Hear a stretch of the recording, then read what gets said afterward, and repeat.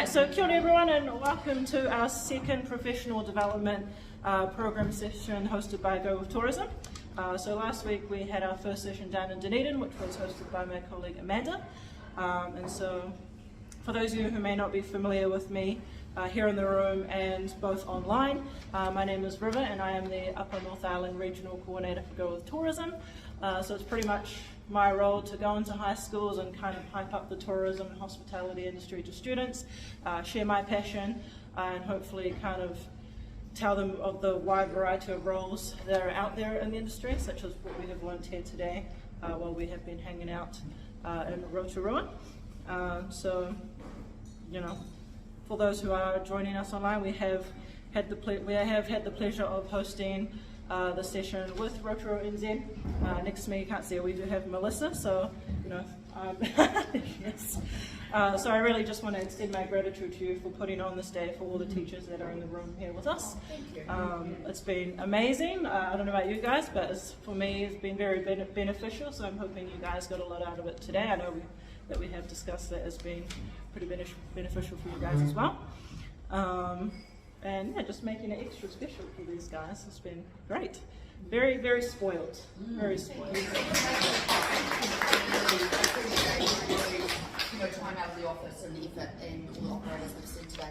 I'd also just like to acknowledge we have Tash from Agrodome with us this afternoon, Sally from Pullman and Jackie from the core group. So please feel free to reach out to them as well after the session. Yeah, very spoiled by everyone from the industry in this room right now. Very, very lucky. Now, I don't know if anyone knows why we brought about these sessions, but it was based on teacher feedback. And so, you know, kind of our aim is to assist with the following objectives, which is, you know, increasing local industry connections, strengthening education connections as well, promoting study and career pathways in the tourism and hospitality industry, enhancing industry knowledge and keeping up to date with, you know, current topics, as well as building subject confidence as well. So I think those are very important things. You know, for those of you who have joined us, I hope that you will be taking away something today and taking it back into the classroom to your students as well, maybe just for yourselves. But for today's session, we will primarily focus on Mauri Ora and placing Mauri Ora at the centre of destination management and decision making, which is a very vital part for the future of tourism. And you know, joining us today, I don't know if anyone has introduced them yet, but we do have Tak from MDA Adventures, Crankworks Rotorua and Mountain Bike Rotorua, and then Kiri Atkinson-Crean, which is the head of tourism for Tauhara North No. 2 Trust, Te Pātua. So yeah, I guess I'll move it over to you guys. Tēnā koutou katoa, ko Takurua Mutu ahau, he mihi poto noi ho tēnei. Just a really quick intro to me. I'm a local boy, born and raised in Rotorua. Never lived anywhere else actually. I've always lived in Rotorua, but managed to get myself to a few places around the world in my time. I went to school here in Rotorua. Started off at Takurua Mutu or Te from the time I was a new entrant until year 8 when I went to McCoy Intermediate and then on to Lakes High. Finished Lakes High, what we call year 13 these days, and then went on to Wairiki Institute of Technology, or Takurua as it's called now. Interestingly, I hadn't planned on going to Polytech initially. I thought I was going to be a doctor. That's the direction I had set myself on. And so when I was in sixth form, for those of you who know what that is or was, I went hard with my academic side of life. I studied hard. I was doing university subjects in sixth form, so I had papers from Waikato Uni that I was completing in that year. And so I had a really solid academic background, enough to obviously have university entrance. So in year 13, or in 7th form, I went, I don't really need to do much more. I can go to uni if I want to. So I played. I had a really good 7th form at Lakes High. I played lots of sports, touch, I played soccer, I played volleyball, I played water polo, and I played water polo at quite a high level. That was my sport growing up. I swam, played water polo at an international level, and did that right up until I was 23. And I also did a lot of drama as well. It was a really great year. And what I worked out, probably about halfway through that year, was that I was done with academia. Like, I just spent my whole life studying, you know, what felt like it anyway. You know, you think about, we go to daycare, then we go to preschool, then we go to school, and it's a long period of just keeping our heads in books or on tablets these days. And I was 16, I knew everything at that point as well. Or maybe not. Yes, we all do. Yeah, that's right. But what I did know is that I didn't want to study. I didn't want to do academic study anymore. And my brother had actually just completed the certificate of adventure tourism at the Polytech, and I thought, that sounds pretty cool. Maybe I'll give that a try.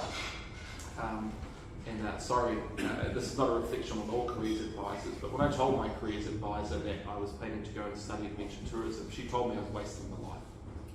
That was the first thing that she said. What a waste. And that tone as well. It was pretty rough actually to hear. But my parents backed me 100%. They just said, just do what makes you happy, boy. Do what you want to. Okay, money, you'll find money when you need it. Don't worry about that. You know, you're smart enough to find money when you need it. Just make sure you're living a happy life. So I went and enrolled. I was 17, so I was a young tertiary student. I skipped a year back at primary school, so I went to Polytech at 17. So that student lifestyle that you're talking about, first half of the year, not so much. Second half of the year, yeah, the lava bar got a good working out. It's what the locals say, I say the lava bar. But I went to Polytech studying the certificate of adventure tourism, and really early on I figured out this is what I'm going to do. It was actually a little epiphany moment I had with the adventure tourism class, hiking through the Poromanga Valley up in Whitnaki Forest there, and got to this cliff top, saw this beautiful view, like river down the bottom, beautiful mountain range in front of me, clouds hanging halfway up the mountain range, and then blue sky popping up the top of the clouds. It was beautiful. And I went, boom, I want to bring people to places like this. This looks cool. So it took us 4 days to hike out of that valley. And as soon as we got out into reception, I made a call. And I called a company called Kiri Atkinson-Crean and said, hey, do you have any jobs going? And they said, yeah, probably, yep. They said, can you swim? I wasn't playing water polo for New Zealand, I couldn't swim. And they said, can you speak Māori? Well, I went to the Kura profile of Māori, and I was like, yeah, I can speak Māori. And they said, can you sing? And I was like, I can play guitar now. And they said, cool, come in and give it a try. Went in there, jumped on a river trip with them, came back after the river trip, and started washing the gear after the trip. I saw some dirty gear on the ground. I was like, oh, okay, all right, this probably needs to be washed. I started washing it, and one of the owners came up to me and said, what are you doing? I said, oh, I'm washing the gear. I said, why are you doing that? I said, oh, it just looked like a job that needed to be done. He goes, if you want a job, you've got it. And that was it. Like, day one, they were like, you're in. And so I started training. By the time I hit 18, I had all the hours I needed to be a qualified guide. So I was in paid employment halfway through my year of study. I was certificate of adventure tourism at Polytech. And that was my next 6 years, rafting and sledging the rivers around the North Island. It was super fun.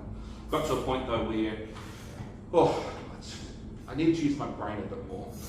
The company that I was working for had moved almost all their operations to what we call the Kaituna River. It's actually called the Aotearoa River. It's what the people of Ngāti Hine call it. And that was a repetitive job. And I mean that in the kindest way I can, but my biggest day I did 14 trips on that river. So when I say it was repetitive, I mean I was going down that river a lot. And like I say, I need to use my brain again and to come from a somewhat academic background. And I decided I wanted to own a business. So my tutor at Polytech owned a tourism company, and he offered me a job. I said, love it, would love to be in there. He offered me shares in the company, him and his wife, and I said, cool, that sounds great. So I went to mum and dad, said, can I borrow some money? They said, sure, why not? Bought some of the shares out and worked for this company for the next few years with my new business partners. 2 or 3 years later, so now we're talking about 2011-ish, my business partners, we won a big contract. We won the ability to set up the commercial operations for mountain biking at the main car park here in Rotorua. And my business partners could see the potential for the business to go quite big, and they wanted out. It's as simple as that. They wanted to sell the shares. So I called my brother and said, I don't know what I'm doing. I don't know how to run companies. Can you help me out? He said, sure. He'd just been managing movie theatres all around Waikato. So he moved back home with his partner and we bought the last of the sheds out and we started growing the MBA group. Back then we had 3 staff and we were just establishing mountain bike Rotorua at the Waipā mountain bike car park, and we kept on growing the group. We made a couple of hires. They were very strategic and ultimately amazing hires that we made to help grow the group. And fast forward to 2019, just before it all hit the fan, we had 55 staff in the group that spanned operating events, education and luxury tours all around the country, and having the mountain bike tour business back here.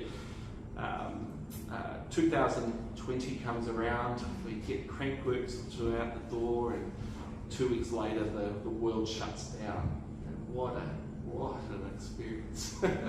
I know there are a handful of people who really struggled at that time. I wasn't one of them.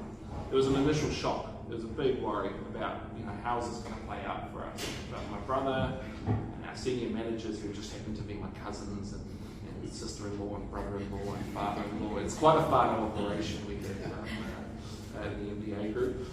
We got together and we just pooled all our resources. We took all the companies that we had, all the capital that we had raised, we looked at all the loans that we had, all the debt that we had, and we just said, okay, how much money have we got?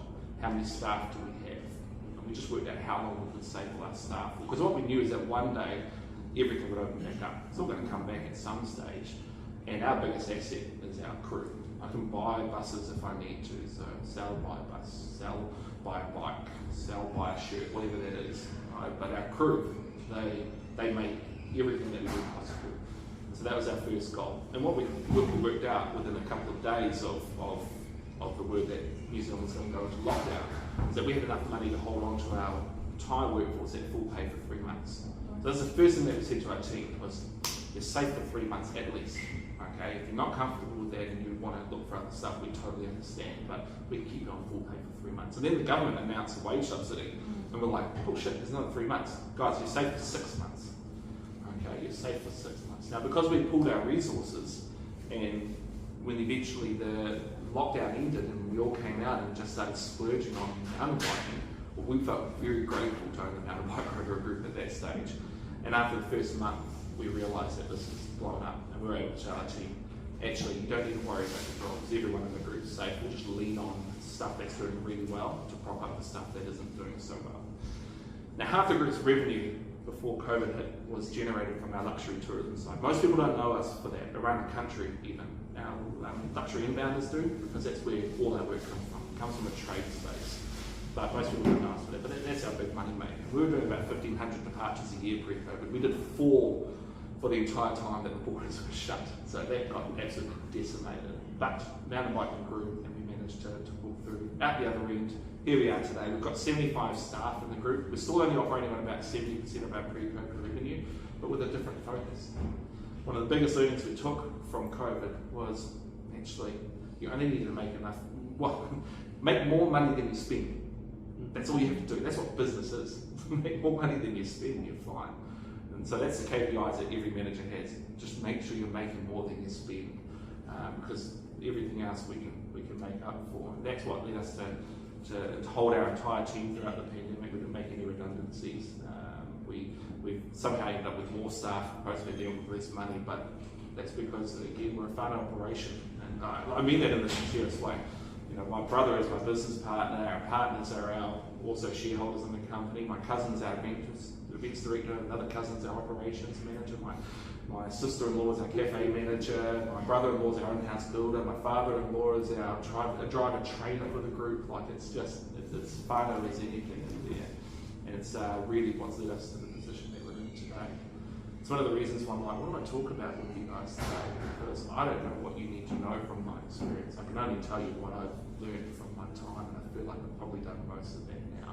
That's my quick intro, by the way, to who I am and to where I am today. By the way, I have a beautiful, lovely family of 3. My partner, Jane, is a teacher at Aotearoa Intermediate. My little daughter's 7 at Rotorua Primary, and we love hanging out and going on adventures together. So that's me in a nutshell. Kiri, your turn. I've got a couple of things I'd love for you to touch on. Okay. one is your Share the Ride program. So when we're talking about destination management and the well-being of our community, I think that's a beautiful example of how you're using your work to give back. Yep.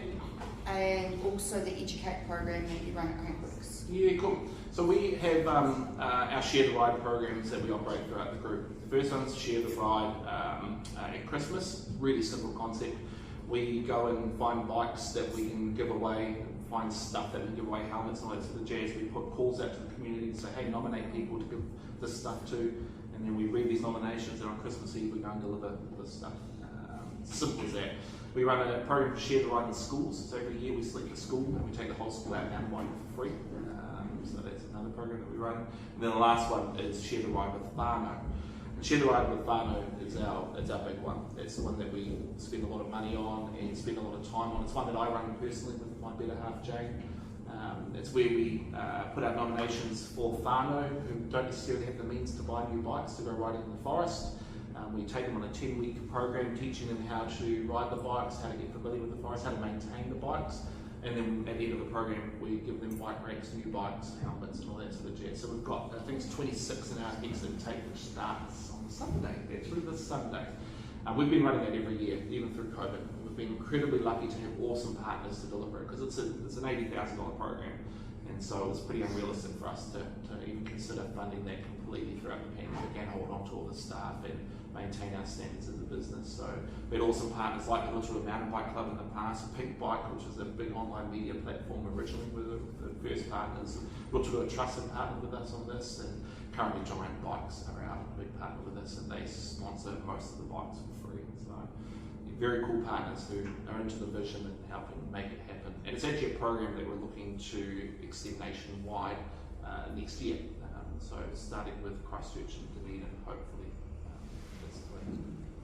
And Educate program. Yeah, so we run an Educate program at Crankworks. It's a program that has achievement standards that and a resource that's been signed off by NZQA, so it's approved by NZQA to deliver level 3 achievement standards in geography and PE. It's a program that my partner and I developed back in 2015 along with Patty Sutton, for example, with Mason Heights whānau here. She's the one who did the hard yards around getting the resources approved and getting that happening. And it's a basically, actually I don't know what they charge a student. We were hoping to get it free, but it's a hard thing to make things free in this world. But I know when we first initiated, it was $20 a student. They got full access to the event for the entirety of the event, so not just for the program itself, but that included a hosted experience for an hour through the Crankworks site, meeting senior managers. So it might have been an event director, or like Melissa, who was the expo manager, or the commercial manager, who will do the initial presentation, and then they'll go to speak to exhibitors. They'll go and check out behind the scenes action, like in the outdoor broadcasting unit that we do for our international TV broadcast, up into the, they'll meet athletes and all that sort of jazz. So it's an hour-long hosted experience at the event, hosted by teachers, by the way. We employ teachers to host that. And then, yeah, basically we link them to the resources. The resources are free, by the way, so teachers here who want to check it out, if you download the Rotorua Adventure Hub app on Apple and Google Play, you'll find the Educate program in there and a link to the resources that you can just use. Use it, please, use it. It's free, easy, and very handy. And yeah, that's the Educate program. Beautiful, thanks, Sarah. Thank you. Hello everyone, I'm Kiri Atkinson-Crean. I'm currently the Head of Tourism for Takurua Mutu Trust.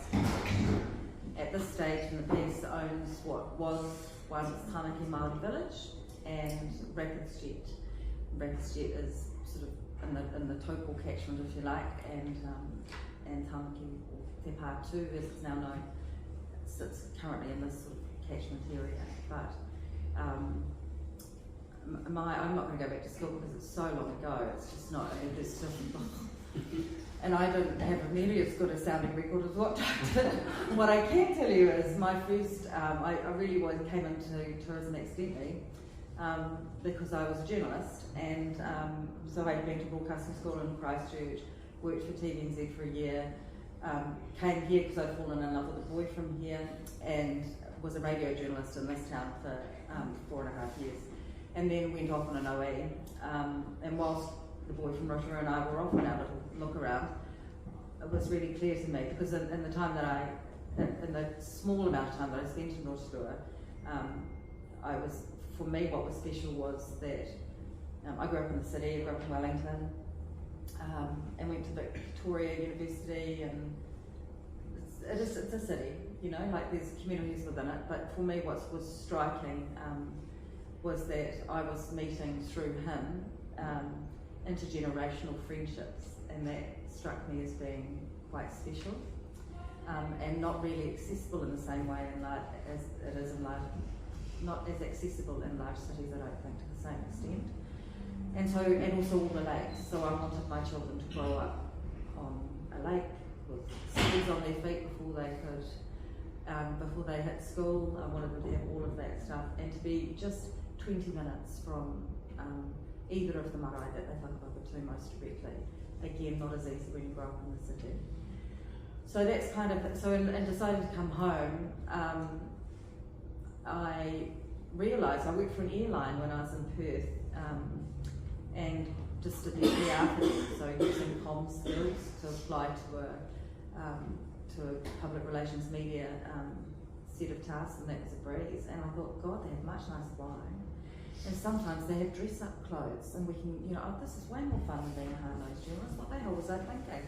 I started out with wanting to be a foreign correspondent because it used to be a TV program, you know.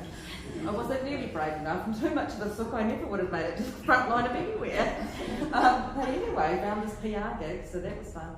Came back and became comms manager for Destination Rotorua, rebranded the town at the time, and then sort of, yeah, so it's just sort of gone from place to place and grown from strength to strength, thanks to the people who see some video and some of the stuff I do, so that's really nice. I was with the Tamaki brothers for 8 years of my life that I will never get back, and then had a couple, I love them like brothers, but holy smoke. Then I had a couple of years off contracting so I could have a bit more time with my two boys, who are now 23 and 21, and worked at Takurua as General Manager Sales and Marketing for 8 years, and then now was approached by Tauhara, who I love with all my heart. I love who they are. I love the way they roll. And I would honestly be picking sunflowers, like Nadia Lim, making sunflower oil. If that job didn't come up, I was done. Honestly, I was burnt. But they're the things I would like to share, and I think it's becoming, whilst they were probably one of the trailblazers in this thinking, they're not alone in this thinking anymore, and it's a wonderful journey to be on. And as much as their intention, they have a 100-year plan, you know, to them COVID is a blip, you know, so that was what they reassured me with to begin with, and that their intention was to, within 100 years, own all of the land either side of the Waikato River that is part of their catchment, if you like, or the areas that they have mana whenua over, they want to own those. And if they have to buy those from farmers or forestry companies or whatever, or it gets brought back through government process or whatever that is, in 100 years, that's what they want. So basically from Tāmaki down to where Backers is operating from, just beyond that. And as an organisation, they have a fairly healthy balance sheet, in as much as they have, they supply 5% of the national power grid for New Zealand through 3 geothermal power stations they own, and have a number of different structures and partnerships with retailers of those. They have many farms, I think around 7 or 8 at the moment, all within that catchment, and they have some agricultural farms also, but to the north. So but I would say about them too, if they go into somebody else's area, they go there with their manners and they ask permission first before establishing any form of business in someone else's real, which is I have a lot of respect for. So, in terms of tourism, so you've got farms, you've got geothermal, you've got agriculture. I'm actually missing a whole thing, and I can't. Oh no, I'm missing a whole pillar, and I cannot think of it for the life of me. But never mind. It's something very important. But the trouble is that not many of those pillars or income generators, not many of them generate jobs, because and if like there's certain special kinds of scientists that you will require for geothermal, for example, but it's going to take a while for the tribe to get that capability within their own, and that's probably a generation away from now, to get any kind of real momentum in some of those spaces. But tourism, so my main job is to employ the children, and as many of them as I can, into meaningful careers that are going to take them, and I think of them as little babies, and I can keep them for 4 or 5 or 6 years and grow them as much as we can within the organisation, and then set them free, and then when they're all grown up and bitter and twisted like me, they can come back and run the show, So my heart is in it for those reasons. And so we've spent the last, well actually I should say that the timing of purchasing Tamaki outright was in 2019, so just amazing, isn't it? Perfect timing, not. And the year before they had bought Rapids Jet outright, so really shit timing. As a trust, their heart is huge, and their commitment to their people is absolute. It's not just chitter chatter, it's like, no, we're there. So we kept our people employed for 6 months. During those 6 months, we ran a series of training programs. We brought in the likes of the WINS people, we then got those people and brought them to us, because our people were too shy. They've been driving these buses, some of them for like 100 years at their side. They have never had to apply for another job. They've never had to think about what that might involve, don't know what they can do, probably don't see themselves as being that capable of too much. And being able to have people work with them with humility and help to drag that stuff out and build some confidence in them to find these other roles was just beautiful. The trouble is, now that I want to come back, because I discovered that you don't have to work on the weekends when you work in a normal industry, and you don't have to work at night time. So it's been a bit of a hassle getting those people to come back, but we're really happy for them, and they've found a new place. And I know that the same thing happened, in terms of from being at the institute, the carvers who were working out there who were all laid off. The upshot of that is those young men and older men are profoundly talented, trained by some of the most wonderful people, and they are running businesses for themselves, earning much more money than they ever would have been staying in that one place for the rest of their lives. So that fills my heart a bit too. So we, as Tauhara, are in a little bit of an acquisition sort of phase at the moment. We are looking for businesses that will add to the portfolio that we have, and we really want to ensure that they have a very strong tauhara and Ngāti Tahu, Ngāti Whāua lens at very least, but probably the spirit of them is reflective of the tribe. And those, key to those values of that tribe, humility is the most profound quality and value that they take really seriously, which makes a PR person with a really big mouth, it can be tricky at times not to show off about them. I think we've gotten to a point now though where they have agreed that I can let other people talk about how good they are, but they don't want it to come from us, which is, it's a different way of doing business, but what I see is that I see their work. So backtrack. Tourism work came into Tauhara HQ during COVID. So we work, and in their teams, so my team sit alongside 8 or 9 social workers, ex-teachers, social workers, who know all 9,000 of the people on the Tauhara Ahu Whenua Trust. All 9,000 of their beneficiaries, knows them by their name, knows what their grades are at school, knows whether they need braces on their teeth, and those will be provided, knows whether they need glasses, do they have internet access, do they not have internet, they have Kit McGrath for free, they have all of these things that demonstrates day in and day out. That's what we're here for, is to help make sure those things, and so they're raising a generation of healthy and empowered young people. across COVID, they filled the homes of everybody over 50 with firewood, with Nadia Lynn's, those boxes of food. They just do, things that just really are humbling to me every single day.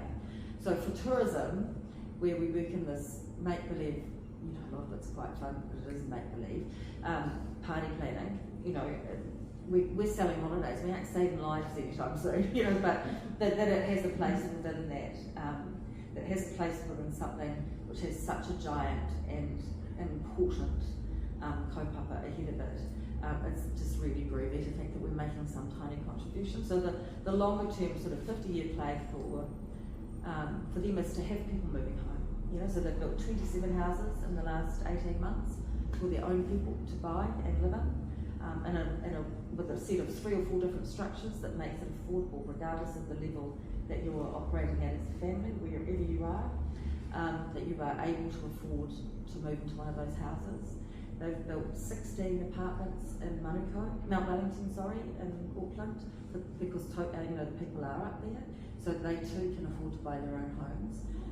And the tribe is supporting that kind of, I just think it's mammoth. I think it's the foresight and the commitment to new generations is profound, I think, and that's what I want to be a part of.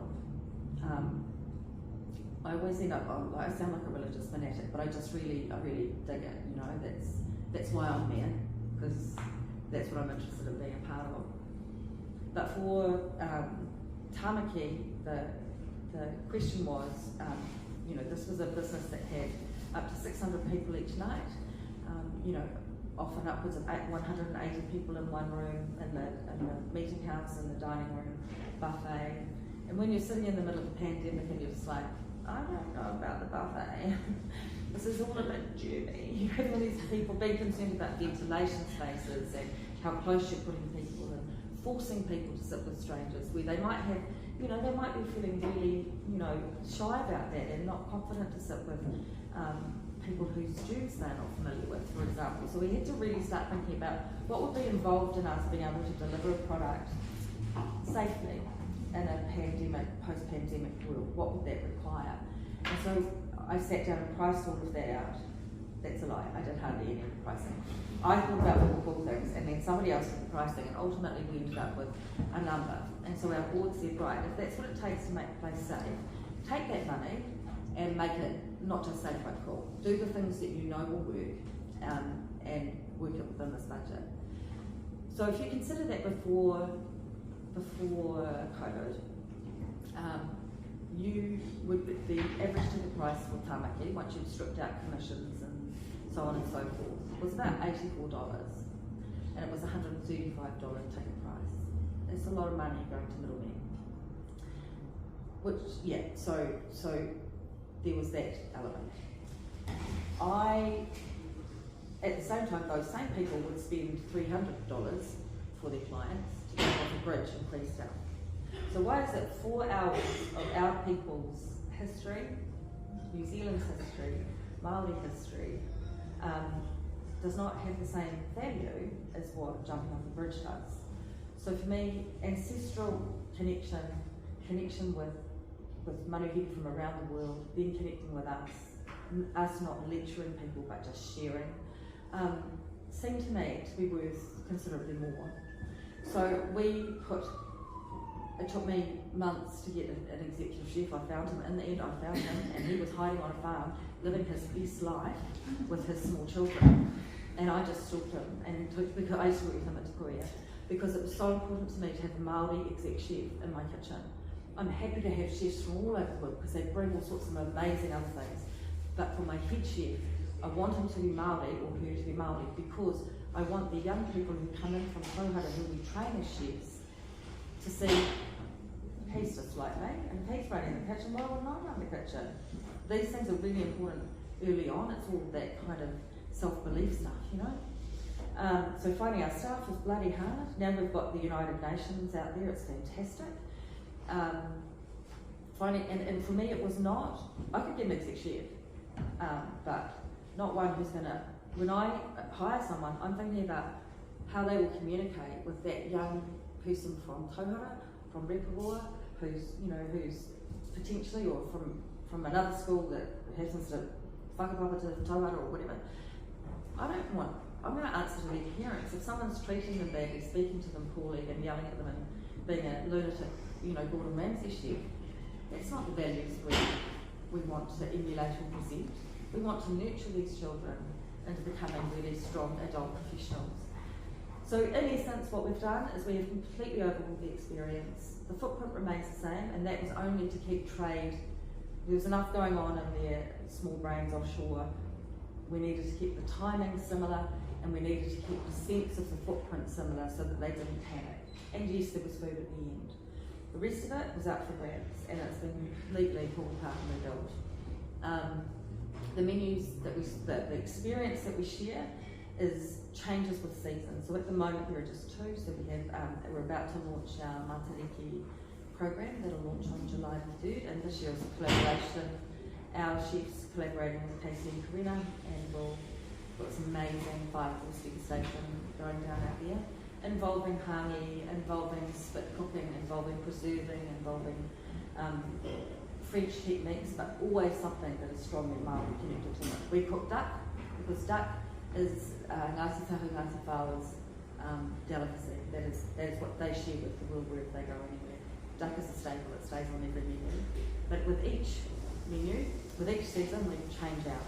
And that is for our people more than anything else, because most of the people we know will come in the summer, but in the winter time, the idea is that we're keeping our people fresh, and that they're learning new programs, they're learning new ways, learning different techniques from around the world, and then they're building themselves. So one day when they fly the coop, sadly, they probably will, they're taking a set of skills that they didn't have when they first arrived here.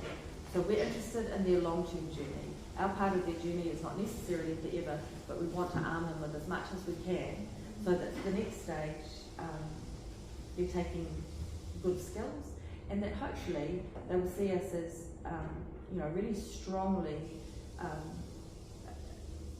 people-centred place with a long play for 100 years from now. So hopefully their families can feel that they can invest in tourism too. So we want to bring them back. I'll give them jobs, and whether that's just in the school holidays, and uni holidays or whatever.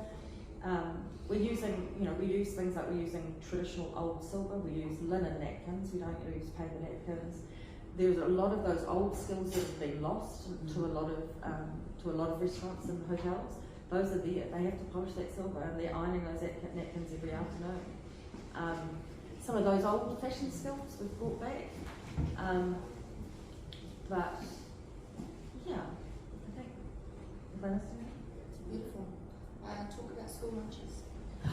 Forgot about that. Yeah. So when it was all tragic with COVID, we were looking for lots of different avenues that we could get people employed, but keep them close to us. And we also had a very empty kitchen. So we partnered with Kapakai Aotearoa, and there are now 6,000 lunches that are delivered from our kitchen, and we now have one in Whakatane and now one in Rotorua.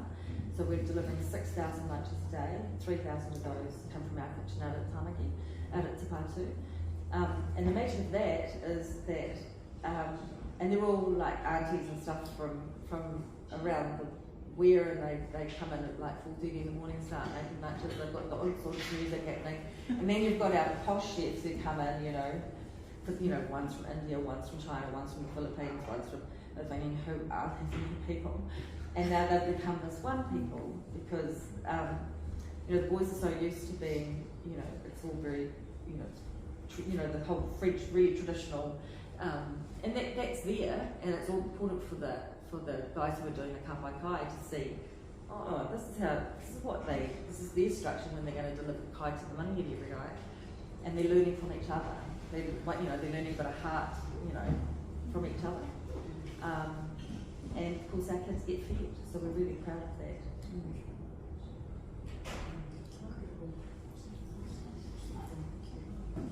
Anything else you want to add? No, I think just in general, you sort of wonder how destination management, but both Kiri and Taku have demonstrated first and foremost, it's all about the people. And that's essentially what it all keeps coming back to, is it's all about the people. So, you know, I think anybody that's entering the industry, it's getting more interesting and more exciting, and it's probably better than it ever has been before, really. Yeah. And sorry, one thing I wanted to say, I hope it's the right thing to say, but you know, there's so many different avenues into tourism. Yes, there are tourism papers, but the people that I've employed, honestly, the most into, you know, I've got the most extraordinarily gifted builder who's building that here for us. We'll apprentice people into that, you know, into building apprentices there, because he's worked in Switzerland, he's worked in Germany, he's promoted from a hotel in Switzerland, for God's sake. You know, like, this is really, you know, worldly experience that's come home. Getting people connected with that sort of skill. We stole the head greenkeeper from the Rotorua district, the International Stadium. Oh, he's amazing. So he's so qualified in a horticultural sense, and you know, those avenues, there's not so many different avenues into what we do, and it doesn't just stop if you enter this person who's doing building. You know, it might be that you go into set building for films, or it might be that you know, are creating sets for, because we'll change the sets for them. That's what makes him such a good builder, changing the sets out for the different stories that we tell. There's chefing, you know, like those chefs are primo chefs we have there. There's just so many avenues. Tourism is really useful. I suppose I've hired most people, because largely in the past I've been probably largely marketing and business development. So I've hired lots of people out of the real highest one that would be out of the Rotorua University BMS program. I find that really helpful, practical program, as much as it is academic. And they come with kaha, you know, they're prepared to work. I think they're trained well, and their brains are all. Some of the others, sometimes I find it a bit hard to drag them, and I get bored and I just can't go. What you need is a pension. You need these kids to know they are arriving and they need to know they don't know nothing. I've got a son who's going to a law internship at this flash firm in Auckland, and November, and I said, when he's doing the interview, I said, what you need to make really clear to those people is that you're very aware. You know, you know, you might have a piece of paper that says whatever at the end of it, but you are there to learn from those people, and you need them to come and feel it like that. I'm going to soak every second of this up, whether it's the builder, the chef, the marketing person, or the whatever it is. Beautiful, thank you. No, thank you guys for taking time out of your evening to be, or afternoon, it's very dark now, seems like the evening to be here today and talking about, you know, the mahi you do here in the community. And for you guys as well who are present in the room, all the educators, careers advisors, you know, thank you for taking time out of your day to be here for the whole day here in Rotorua. I hope you have found it beneficial. And once again, to Melissa as well.